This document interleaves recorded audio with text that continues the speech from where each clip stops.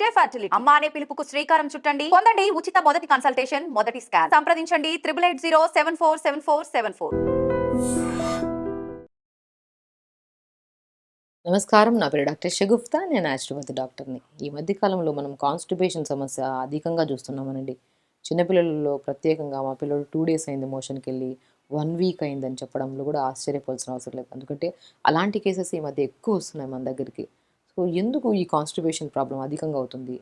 ఈ మలబద్ధకం అంటారు. ఎందుకు అధికంగా అవుతుంది? అసలు మలబద్ధక సమస్య ఏ అలవాట్ల వల్ల వస్తుంది? సో, దీనివల్ల ఇది సమస్య ఉంటే ఎలాంటి కాంప్లికేటెడ్ డిసీజెస్ వస్తాయి? నిజంగానే డిసీజెస్ వస్తాయండి. ఇప్పుడు మనము ప్రతిరోజు మల విసర్జన జరగాలి. సో, ఎవ్రీడే మోషన్‌కెళ్ళాలి. అది కూడా 2-3 మినిట్స్‌లో పేగులో ఉన్న ఫ్లష్ అంతా క్లీన్‌గా ఎలిమినేట్ చేయాలి. ఈ చెత్త అంతా ఎలిమినేట్ అవ్వకుండా అలా పేగుల్లో ఉండిపోవడం వల్ల, దానివల్ల శరీరం అంతా స్మెల్ రావడము, పింపుల్స్ రావడము, హెయిర్ ఫాల్ అవ్వడము, ఆ బాడీ కూడా అనీజీగా, లెథార్జిక్‌గా మారిపోతది. ఇప్పుడు నిజమే కదా! మనం ఒక రూమ్‌ని మంచిగా క్లీన్‌గా ఉంచుకుంటే హ్యాపీగా ఇంట్లోకెళ్ళి హ్యాపీగా ఉండగలుగుతాం. సో, లేదు ఆ రూమ్ అంతా చెత్తగా ఎప్పటినుంచో పేరేసిన వండిన వంటలు గానీ, లేదంటే కట్ చేసిన వెజిటబుల్ స్మెల్ అదంతా అక్కడే ఉందనుకోండి. 4 రోజుల తర్వాత ఆ రూమ్‌లోకెళ్తే ఒక విచిత్రమైన స్మెల్ వస్తది.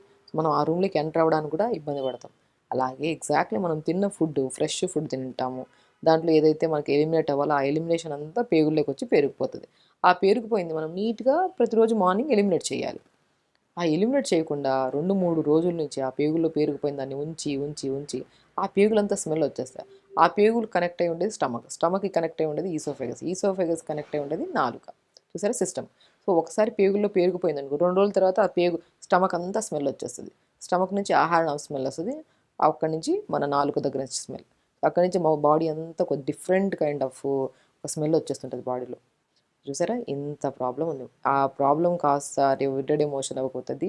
కొద్దిగా టైట్‌గా ఫార్మ్ అయిపోయి పైల్స్ కింద కన్వర్ట్ అవ్వడం. దాని కింద ఫిస్టులా, సో, ఫిస్టులా కింద ఫార్మ్ అవ్వడము. కొంతమందికి స్లోగా ఈ అంటే ఈ క్రానిక్ ప్రాబ్లమ్ ఉంటే మనం ఇగ్నోర్ చేసి ఇంకా చాలా విపరీతమైన అంటే కోలన్ క్యాన్సర్స్ వరకెళ్తది. చూసారా? ఎవ్రీడే మోషన్‌కెళ్ళకపోతే ఎంత సైకిల్ ఉందో చూసారా? సో, కంపల్సరీ ప్రతిరోజు మార్నింగ్ లెగిస్తే ఆటోమేటిక్‌గా మోషన్ అవుతదండి. లేట్‌గా లెగడం వల్ల సో, రేపెళ్దాంలే, ఎల్లుండి ఎళ్దాంలే పోస్ట్‌పోన్‌మెంట్స్ ఎక్కువైపోవడం వల్ల ఆ మోషన్ కాస్త ఎవ్రీడే పాస్ అవ్వాల్సింది అవ్వక దాన్ని కాస్త ఈ రకరకాల సమస్యలు తెచ్చుకుంటున్నాం. నేనేమంటాను వాటర్ బాగా తాగండి. అసలు కాన్‌స్టిపేషన్ ఉంటే ఏం ఫుడ్‌లు తినాలి? ఏం చేయాలంటారు? నేను అన్నిటికంటే ఇంపార్టెంట్ వాటర్ బాగా తాగండి అంటాను. మనం per day at least 3-4 litres water తాగామనుకోండి, మనం తిన్న ఫుడ్ అంతా డైజెషన్ అయ్యి నీట్‌గా ఎలిమినేట్ అవుతది. అసలు వాటరే మేజర్ థింగ్ వాటరేనండి. మనం కాన్‌స్టిపేషన్‌కి ఏదైనా రెమెడీ చెప్పమంటే నేను ఒక్కటే అంటా. ఫస్ట్ మీరు వాటర్ బాగా తాగారండి ఆటోమేటిక్‌గా సమస్య పోతది. దాని తర్వాత రండి ఇంకా ఆ ప్రాబ్లమ్ సాల్వ్ కాకపోతే అప్పుడు నేను ఏమి యాడ్ చేయాలో ఫుడ్‌లో యాడ్ చేయమంటాను. సో, పిల్లలు ఎక్కడ వాటర్ తాగుతున్నారు? నేను అడిగితే ఈ ప్రాబ్లమ్‌తో వచ్చే వాళ్ళకి ఎంత వాటర్ తాగుతారంటే 2 గ్లాసెస్, 3 గ్లాసెస్ ఆశ్చర్యపోస్తది ఒకసారి. 2-3 గ్లాస్ తాగడం ఏంటండి? శరీరంలో 5 లీటర్ల బ్లడ్ ఉంటది. దాన్ని అసలు డైల్యూట్ చేయాలి, హెల్తీగా ఉండాలంటే అట్‌లీస్ట్ మనం 3.5-4 లీటర్స్ వాటర్ తాగాలి. ఇంక రిమైనింగ్ మనం ఫైబర్ ఉన్న ఫుడ్స్ గానీ, మజ్జిగలు తాగుతుంటాము. ఉడకబెట్టిన రైస్ ఇవన్నీ తింటుంటాం కాబట్టి అక్కడి నుంచి వాటర్ వస్తాయి. సో, అక్కడి నుంచి మన ఈ 1 లీటర్, ఈ 3.5 లీటర్, 1 లీటర్, 4 లీటర్స్ అన్నా, 4.5 లీటర్ అన్నా కవర్ చేయొచ్చు. వాటర్ లేకపోతే ఎక్కడ? So, constipation leads to less water. Water సరిగ్గా తాగకపోతేనే మోషన్ సరిగ్గా రాదు. దానివల్ల స్కిన్ హైడ్రేటెడ్‌గా ఉండకపోవడం వల్ల స్కిన్ డ్రై అయిపోవడము, ఫేస్ పాడవడం, పింపుల్స్ రావడం, హెయిర్ ఫాల్ అన్నీ కాన్‌స్టిపేషన్‌తోనే కనెక్ట్ అయి ఉంటాయి. సో, దయచేసి నేను ఒకటే అంటాను. కాన్‌స్టిపేషన్ రావడానికి మొట్టమొదటి మేజర్ పార్ట్ వాటర్ సరిగ్గా లేకపోవడం వల్ల. మీరు ప్రాపర్ వాటర్ తాగండి. ఎవ్రీడే ఫ్లష్ అయిపోతది. ఇప్పుడు మనము ఒక మోతాదులో ట్యాప్ వదిలాము. స్లోగా వస్తున్నాయి వాటర్. అప్పుడేమవుతది? చిన్నగా తక్కువగా వాటర్ వదిలామనుకోండి, ఆ మన పైప్ లైన్‌లో ఉన్న చెత్తంతా అక్కడక్కడ పేరుకొని ఉంటది. పోతాయంట గానీ వాటర్ చిన్నగా పేరుగు. అసలే ట్యాప్ వదలలే. కొద్దిగా 1 డ్రాప్ బై 1 డ్రాప్ ఆ పేరుకుపోయిన చెత్తంతా అక్కడ మన పేగుల కింద కన్వర్ట్ ఇప్పుడు పేగులను చూడండి ఎగ్జాంపుల్ మనం ట్యాప్ కింద మనం ట్యాప్‌లో వచ్చే పైప్‌ని కనెక్ట్ చేసిన దాన్ని మనం ఎగ్జాంపుల్‌గా తీసుకుంటున్నాం. అదేమవుతది? క్లీన్‌గా ఫ్లష్ అవ్వదు. అదే ఫోర్స్‌ఫుల్‌గా మనం వాటర్ వదిలామనుకోండి నీట్‌గా ఫ్లష్ అయిపోతది. ఎక్కడ చెత్త చెదారం అంతా ఉండదు. సో, ఎగ్జాక్ట్‌లీ అలాగే మనం తాగిన వాటర్ ప్రాపర్‌గా ఉంటే పేగుల్లో ఉండేదంతా చెత్తంతా ఎక్కడ పేరుకుపోకుండా ఆ లోపల ఉన్న వాల్స్ కూడా ఫ్లష్ అయిపోయి నీట్‌గా బయటకొస్తాయి. వాటర్ చూసారా ఎగ్జాంపుల్ మనం అలా తీసుకున్నాం. సో, వాటర్ మనకు కరెక్ట్‌గా ఉంటే ప్రాపర్ డైజెషన్ అవుతది. ఆ డైజెషన్ అయిపోయి కొద్దిగా టైట్గా థిక్గా ఉండకుండా అది డైల్యూట్ అయిపోవడం వల్ల నీట్గా ఫ్లష్ అయ్యి మోషన్ ద్వారా వెళ్ళిపోతుంది. వాటర్ బాగా తాగండి. ఈవెన్ దో వాటర్ కూడా ఎలా తాగుతారు, కొంతమంది లేచిన వెంటనే 1 లీటర్ తాగేయడం, తర్వాత పగలంతా తాగకపోవడం, మళ్ళీ లంచ్కి ముందు డిన్నర్కి ముందు మళ్ళీ ఒకసారి వాటర్ తాగడం, మన డిన్నర్కి ముందు కొద్దిగా వాటర్ తాగడం. ఇలా వాటర్ తాగకూడదు. మనం మార్నింగ్ లేచినప్పటి నుంచి 11 గంటల వరకు 1 లీటర్ తాగండి. 11 గంటల నుంచి 2 గంటల వరకు 1 లీటర్ తాగండి. సో డివైడ్ చేయండి కొద్ది 2 నుంచి 4 వరకు 1 లీటర్. ఇక్కడ చాలా ఇంపార్టెంట్. మనం లంచ్ 12:30 to 1 తింటామా, సో దాని తర్వాత ఒక హాఫ్ అన్ అవర్ తర్వాత నుంచి వాటర్ తాగడం స్టార్ట్ చేయాలి. సో 2 to 4 or 5 వరకు ఒక 1 లీటర్, 4 to 7 వరకు ఒక హాఫ్ లీటర్ అన్న 700 ml అన్న. సో ఆల్మోస్ట్ 3.7 వరకు ఇలా వాటర్ పెట్టేసుకున్నాము. రిమైనింగ్ మనం లంచ్ తర్వాత పల్చటి మజ్జిగ తాగుతాము, మార్నింగ్ ఏదైనా డీటాక్స్ వాటర్ తాగుతాము, జ్యూసులు తాగుతాము, ఫ్రూట్స్ తింటాము, వీటన్నిటితో ఒక 1 లీటర్, అలా 4.5 లీటర్ వరకు ఆర్ 4 లీటర్స్ వరకు కవర్ చేసామనుకోండి, అసలు సమస్యలే రావండి. ఒక మనిషి హెల్తీగా ఉండాలంటే ఎంత ఫుడ్ అవసరమో దానికి మోస్ట్ ఇంపార్టెంట్, దానికంటే ఆ ఫుడ్ని డైజెషన్ చేయడానికి కూడా వాటరే. అసలు ఎవరైనా ఏ సమస్యతో వస్తే మన దగ్గరికి ఫస్ట్ వాటర్ బాగా తాగిరండి, కరెక్ట్ స్లీప్ సెట్ చేసుకుని రండి, ఆటోమేటిక్గా ఆ సమస్య పోతుంది అంటుంటాను నేను. సో ప్రాపర్ వాటర్కి చాలా ఇంపార్టెన్స్ అండి. అది ఈవెన్ దో నేను వాటర్ కూడా చెప్తుంటాను, ఈ మధ్య వాటర్ కూడా చాలా డిఫరెంట్ వస్తున్నాయి, అసలు వాటర్ కూడా అసలు కెమికల్స్ వచ్చాయని కలుపుతున్నారంట. నేను ఏమంటానంటే మనం రాగిది కానీ మన బింది కానీ లేదంటే మట్టి కుండ కానీ తెప్పించుకోండి. మంచిగా చెప్తున్నాను చూడండి, చాలా జాగ్రత్తగా ఉండండి. కాన్స్టిపేషన్ ప్రాబ్లం ఉండే వాళ్ళు ఇలా ప్రిపేర్ చేసుకొని వాటర్ తాగండి, ఆటోమేటిక్గా కాన్స్టిపేషన్ ప్రాబ్లం పోతుంది మనకి. ఒక మంచిగా టబ్ తెచ్చేసుకొని దాంట్లో ఇసుక వేయండి మంచిగా, ఆ ఇసుక వేసి ఆ మధ్యలో కుండను పెట్టండి.